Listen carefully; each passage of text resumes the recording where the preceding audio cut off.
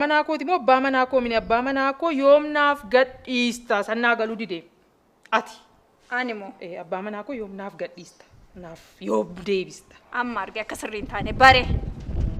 amma si bare akka sirriin taane baacaa jirta qoosaa jirta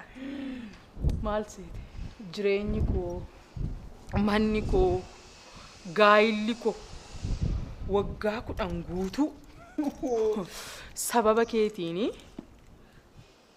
sababuma keetiin sabii kootiin gaafa jeeqamu maarree jireenyi koo gaayilli koo gaafa jeeqamu manni koo gaafa jeeqamu naaf hin galle anaaf hin galle sii galaan jiru siifin ibsuuf barbaadaa jiraan takkaa ishee tasgabbooftaa akkuma koo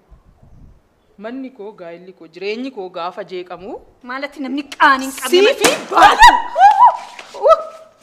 Kulani callisi nanajjeesin callisi kulani nanajjeesin nanajjeesin intala siifa qaqqabani olla intala siifa qaqqabani intala nanajjeesin intala kee siif guddisaniyyuu gada sii guddisaa jiranii kuno sii guddisaa intala kee sii guddisaa waa intala kee shakkii tokko hin qabaatin gadaa sii guddisaa sababa kee dabar sababa kee jireenyi koo manni koo gaayilli koo waggaa 10 guutuu nagaa tasgabbiin qabu naannoo mana kooti waggaa 10 guutuus dhabe naannoo isaatis dhabeen beeku na caalaa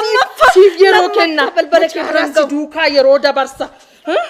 balbala kee dura anis intalli koos lammatan geenyu kulani kamiin mirkaneeffadha kana gaafa anis intalli koos balbala kee dura geenyu waan feete fudhadhu tarkaanfi feete fudhadhu kana ka'ee kulani namansiisu yoongoone kana yoongoone maalan godha tarkaanfi barbaadde anis intalli koos lammata kulani nanajjeesin jireenya koo keessatti lammata naannoo gadaatti mana koo keessatti si arguun barbaadan kulani nanajjeesin